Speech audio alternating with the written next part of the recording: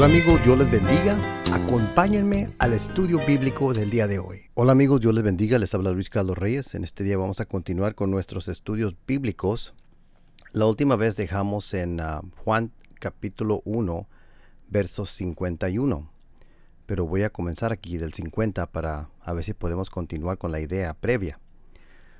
Bueno, en Juan 50 Jesús dice, respondió Jesús y le dijo, porque te dije que te vi debajo de la higuera, ¿crees? Cosas mayores que estas, ¿verdad? Y eso se está refiriendo a Natanael, cuando Jesús lo miró bajo del árbol. En el verso 51 dice, le dijo, en verdad os digo, que veréis el cielo abierto y los ángeles de Dios subiendo y bajando sobre el Hijo del Hombre. Bueno, eso de ver el cielo abierto es una idea que se miraba en muchas ocasiones. Por ejemplo, Marcos 3.16, Lucas 3.21, Hechos 7.56, 10.11 y Apocalipsis 19.11, también en Ezequiel 1.1. Pero aquí la idea que se está comunicando es la idea que Natanael iba a ver más cosas más maravillosas que lo que ha visto. Cosas que donde se vienen del cielo, maravillas que iba a ver. A eso se está refiriendo aquí. La idea de abrir el cielo da la idea de tener una revelación grande, así como mencioné en Ezequiel 1.1. Algunos han pensado que se refiere a la escalera de Jacob en Génesis 28.12, pero la idea que yo veo aquí es que la idea realmente es que iba a haber más revelación del cielo, más maravillas que se iban a ver aquí en el mundo. Ok, vamos a continuar aquí. Va a llegar al capítulo 2. Vamos a comenzar aquí en el capítulo 2. Al tercer día se celebró una boda en Cana de Galilea y estaba ahí la madre de Jesús. Cana de Galilea, no se sabe si había varias locaciones y no se sabe seguramente en dónde queda este lugar. Este lugar, Cana de Galilea, se menciona dos veces más en Juan 4.46 y Juan 21.2, pero ya no se menciona después en el Nuevo Testamento. Josifo sí lo menciona en un lugar, pero lo que no está seguro es exactamente la área donde queda este lugar, Cana de Galilea. Algunos eruditos lo ponen como entre 3 millas y medias norte-este de Nazaret, pero hay otros que ponen a Ain Cana un poquito más cerca de Nazaret, pero también Kirbit Cana 8 millas norte de Nazaret. Son lugares que se han sugerido para este lugar de Cana. Como sea el caso, era un lugar cerca donde pudieran haber conocido a Jesús personalmente, porque no estaba muy lejos de Nazaret. Cualquier de estos lugares pudiera haber sido posible para que las personas de esta boda conocieran a Jesús. Y dice, al tercer día se celebró una boda en Caná de Galilea y estaba ahí la madre de Jesús. Estas bodas en aquellos tiempos duraban 7 días y los invitados pudieran ser muchas personas, especialmente personas muy distinguidas como maestros y personas bien conocidas. Y aquí dice que en el tercer día, ahora algo interesante aquí, el tercer día no se refiere al tercer día de la semana, porque las vírgenes se casaban en el cuarto día, que era el miércoles, y las mujeres viudas se casaban en el quinto día. Eso es como se usaba en aquella costumbre, cómo es que se casaban en aquellos días. Pero bueno, como sea el caso, aquí dice que estaba la madre de Jesús. Y dice en el verso 2, y también Jesús fue invitado con sus discípulos a la boda. Cuando se acabó el vino, en verso 3, la madre de Jesús le dijo, no tienen vino.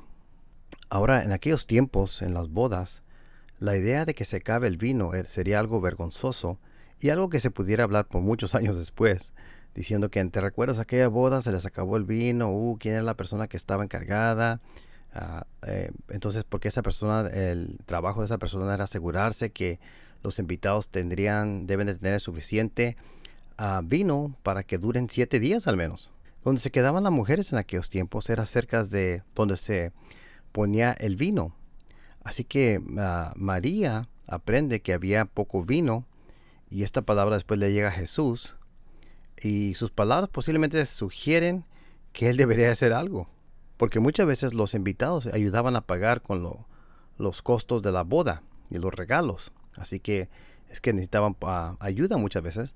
Entonces aquí esto es algo, una situación un poquito, como se dice, estresante, que se había acabado el vino. Bueno, cuando se acabó el vino, la madre de Jesús le dijo, no tienen vino. Y en el verso 4 Jesús les dijo, y Jesús le dijo, mujer, ¿quién nos va a ti, a mí en esto? Es un poco duro estas palabras como le habló, pero la idea que comunica Juan es que ya que comienza a hacer milagros, entonces comienza el camino a la cruz. O sea, es como que todavía no comenzaba esto para Jesús.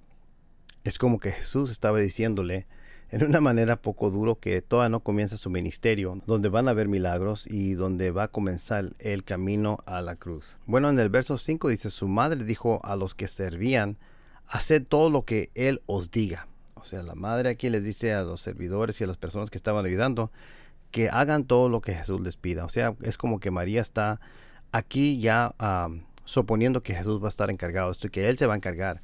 Y básicamente que Él va a tener, ella tiene fe que algo iba a pasar aquí.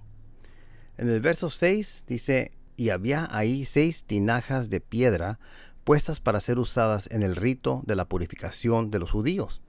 En cada una cabían 2 o 3 cántaros. Un cántaro equivale a unos 40 litros de agua. Entonces aquí vemos que estaba el agua preparada, era mucha agua y que la agua se acabó. Y otra cosa que les quería mencionar es que en el vino en aquellos tiempos, para los judíos era 3 partes, 3 o 2 partes agua y una parte vino. Los griegos usaban mucho más vino porque después de tiempo se hacía el alcohol, se fermentaba el alcohol y a veces le ponían hasta más cosas para que fuera más fuerte el alcohol. Pero como sea el caso, si una persona toma mucho alcohol, se va a emborrachar.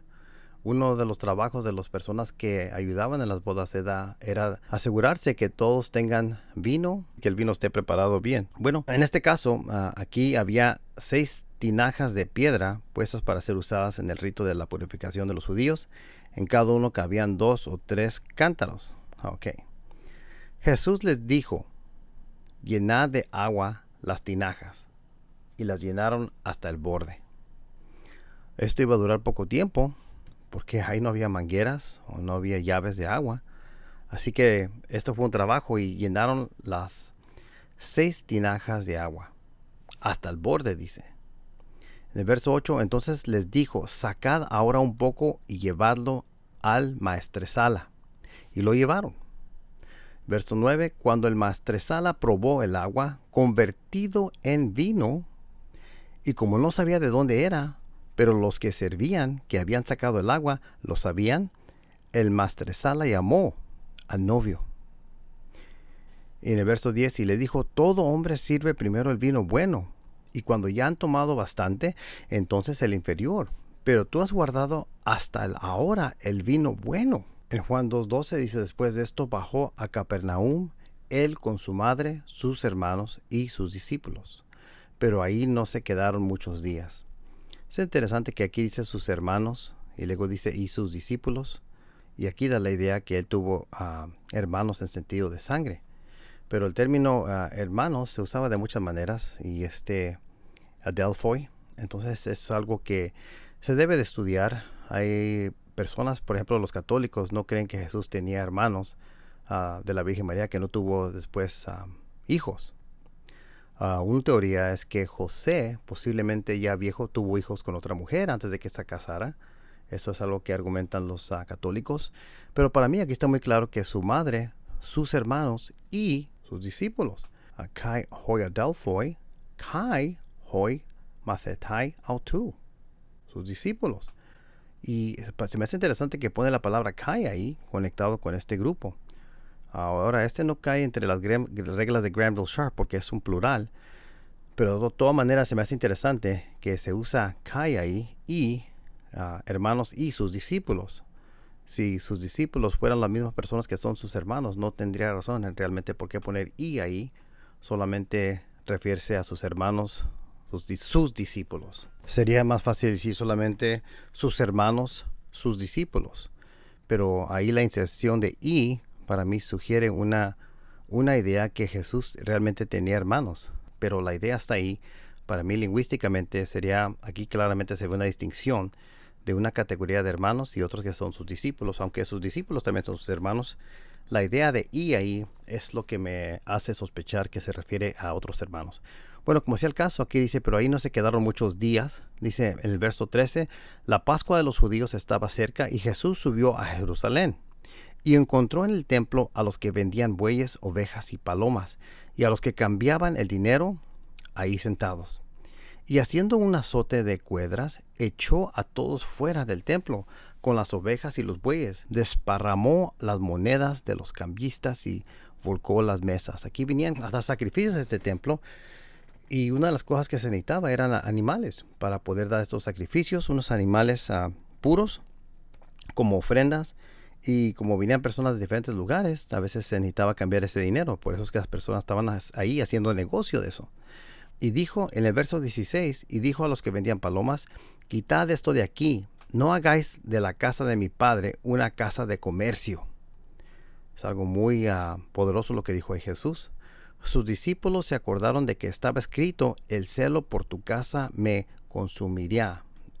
Eso se localiza en Salmo 69:9. Y luego en el verso 18, entonces los judíos respondieron y le dijeron, ya que haces estas cosas, ¿qué señal? Buscan señales. Vea, comparen eso con Mateo 12:38. ¿Qué señal nos muestras? En el verso 19 Jesús respondió y les dijo, destruid este templo y en 3 días lo levantaré. Entonces los judíos dijeron, en 46 años fue edificado este templo. O sea, duró mucho tiempo. Esto no es algo que se hizo en un día. ¿Y tú lo levantarás en 3 días? Pero él hablaba del templo de su cuerpo. Por eso cuando resucitó de los muertos, sus discípulos se acordaron de que había dicho esto y creyeron en la escritura y en la palabra que Jesús había hablado. La escritura Salmos 16:10, también vean Lucas 24:26 y siguiendo. También vean Juan 20:9 y Hechos 13:33. Es donde se habla de la resurrección. Ok, vamos a regresar un poquito aquí porque quiero cubrir unas cosas. Aquí en el verso 18 los judíos pidieron una seña que nos muestras. Jesús respondió y les dijo, destruid este templo y en 3 días lo levantaré. Primeramente, vean que dice que lo levantaría. No dice que alguien más lo iba a levantar, dijo que él lo levantaría. Ok, esto es muy interesante, porque los judíos pensaban que hablaban del templo que estaba ahí. Verso 20, entonces los judíos dijeron, en 46 años fue edificado este templo, y tú lo levantarás en 3 días. Pero él hablaba del templo de su ¿qué? De su cuerpo. De su cuerpo. Y ese término ahí para el cuerpo, verso 21, es el término somatas, aquí está, cuerpo. Ok, entonces, la pregunta aquí es algo muy interesante. ¿Quién levantó el cuerpo de Jesús? Ok, entonces lo interesante aquí es que dice, destruid este templo y en 3 días lo levantaré. No dijo lo levantarán. Y lo interesante es que cuando voltean para Galatas 1:1, y aquí está el texto, fíjense en quién dice que va a levantar el cuerpo de Jesús. Pablo, apóstol, no de parte de los hombres ni mediante hombre alguno, sino por medio de Jesucristo y de Dios Padre que le resucitó de entre los muertos. Ok, aquí dice que el Padre lo levantó. Pero aquí en Juan 2 dice en 3 días, dice, lo levantaré. O sea, el Hijo de Dios está diciendo que Él lo va a levantar. Así que el Hijo de Dios dice que Él lo va a levantar. El Padre dice que aquí dice que el Padre lo levantó. Y luego en Romanos 8:11, fíjense cómo dice. Pero si el Espíritu de aquel que resucitó a Jesús de entre los muertos, aquí dice que el Espíritu lo resucitó. Y con eso se entiende el Espíritu Santo. Bueno, el Hijo resucitó a Jesús. Es el mismo referente. El Padre lo resucitó a Jesús en Galatas 1:1 y en Romanos 8:11 el Espíritu lo resucitó de los muertos. Y luego después si voltean para Hechos 13:30, fíjense cómo dice, pero Dios le levantó de entre los muertos. Así que el Espíritu, siendo Dios, lo levantó de los muertos. el Padre, siendo Dios, lo levantó de los muertos, y el Hijo, siendo Dios mismo, se levantó él mismo de los muertos. Las tres personas están involucradas en la acción de la resurrección. Por eso es que dijo Jesús, lo levantaré. Y los judíos entendieron que dijo que él lo iba a levantar, porque en el verso 20 dice, entonces los judíos le dijeron, en 46 años fue edificado este templo, y tú lo levantarás en 3 días. Fíjense que no dijo, ¿y tu Padre lo levantará en 3 días? No dijo, o el Espíritu lo levantará en 3 días, sino dijeron tú, Jesús, esa persona que estaba allí, tú lo levantarás. Ellos entendieron qué fue exactamente lo que dijo Jesús. Y bueno, y también los judíos pensaban que hablaba del templo que estaba ahí, el edificio. Pero él, Jesús, hablaba del templo de su cuerpo. Así que aquí Jesús hizo la profecía de que él mismo iba a levantar su cuerpo de entre los muertos.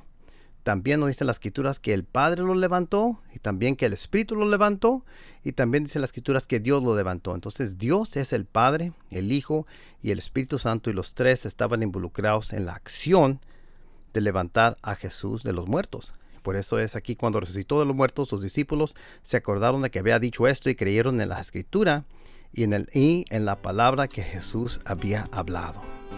Muy poderoso todo esto, amigos. Se nos acaba el tiempo, pero para la otra vamos a continuar, a ver si con esto pueden meditar un poco para hasta la siguiente estudio bíblico. Dios les bendiga, suscríbanse a este canal si les gusta y comparten con sus amigos. Dios les bendiga.